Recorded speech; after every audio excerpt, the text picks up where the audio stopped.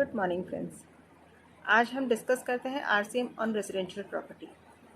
इसको लेके लोगों को काफ़ी कन्फ्यूज़न है। मेरे पास काफ़ी क्वेरीज आती है इसके लिए। लोग ये जानना चाहते हैं कि ये किस पे एप्लीकेबल है, ये लैंडलॉर्ड पे एप्लीकेबल है या इसे टेनेंट पे करेगा, ये कमर्शियल प्रॉपर्टी पे एप्लीकेबल है या रेजिडेंशियल प्रॉपर्टी पे लगेगा।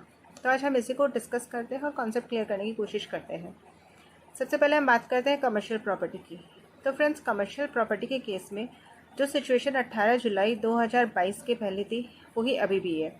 अगर लैंडलॉर्ड जीएसटी में रजिस्टर्ड है तो वो टैक्स इनवॉइस बनाएगा और वो जीएसटी कलेक्ट करके टेनेंट से गवर्नमेंट को पे कर देगा फॉरवर्ड चार्ज के अंदर। उसमें कहीं कोई चेंज नहीं है। और लैंडलॉर्ड अगर अनरजिस्टर्ड है और उसके जीएसटी में रजिस्ट्रेशन लेने की कोई लायबिलिटी भी नहीं है तो वहाँ जीएसटी का कोई इम्प्लीकेशन ही नहीं है। ये सिचुएशन अभी भी है। चेंज आया है रेजिडेंशियल प्रॉपर्टी के अंदर। तो फ्रेंड्स, रेजिडेंशियल प्रॉपर्टी के अंदर 18 जुलाई 2022 से पहले अगर जीएसटी में लैंडलॉर्ड रजिस्टर्ड था तो उसकी एग्जेम्प्ट सप्लाई कहलाती थी एग्जेम्प्ट नोटिफिकेशन के अंदर, और उसे उस पर जीएसटी लगाने की ज़रूरत नहीं थी। न टेनेंट का कोई लायबिलिटी था न लैंडलॉर्ड का कोई लायबिलिटी था। बट 18 जुलाई 2022 से सिनेरियो चेंज हो गया है। अगर लैंडलॉर्ड ने रेजिडेंशियल प्रॉपर्टी किसी रजिस्टर्ड टेनेंट को रहने के लिए दी है, उस केस में लायबिलिटी है टेनेंट की, क्योंकि ये एग्जेम्प्ट सप्लाई अब टैक्सेबल सप्लाई अंडर आरसीएम हो गई है। तो टैक्सेबल सप्लाई अंडर आरसीएम के अंदर रेसिपिएंट आरसीएम में टैक्स पे करेगा। तो यहाँ पे रजिस्टर्ड टेनेंट जो है वो जीएसटी पे करेगा उस रेंट के ऊपर।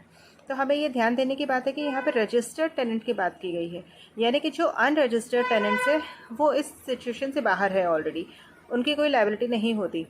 तो रजिस्टर्ड टेनेंट के केस में अगर कोई प्रोप्राइटर है, पार्टनर है, एलएलपी है, पार्टनरशिप फॉर्म है या कंपनी है, कोई भी अगर रजिस्टर्ड है तो उनकी लायबिलिटी है इस पर जीएसटी पे करने की। हमें ये समझना पड़ेगा। इसमें लैंडलॉर्ड के पार्ट पे कहीं कोई टैक्स लायबिलिटी नहीं बनती, क्योंकि ये लायबिलिटी एग्जेम्प्ट से टैक्सेबल सप्लाई में आ गई है और अब टैक्सेबल सप्लाई अंडर आरसीएम है। तो इसमें रेसिपिएंट को पे करना है, सप्लायर को कुछ नहीं करना। तो लैंडलॉर्ड रजिस्टर्ड हो या अनरजिस्टर्ड हो उससे कोई फ़र्क नहीं पड़ता, लेकिन टेनेंट अगर रजिस्टर्ड है तो उसे रेंट पे टैक्स पे करना पड़ेगा। अब यहाँ एक बड़ा कन्फ्यूज़न ये भी है कि कोई किसी प्रोप्राइटर ने घर अपने पर्सनल यूज़ के लिए लिया है रहने के लिए और वो जीएसटी में रजिस्टर्ड है, तो उस केस में वो क्या करेगा?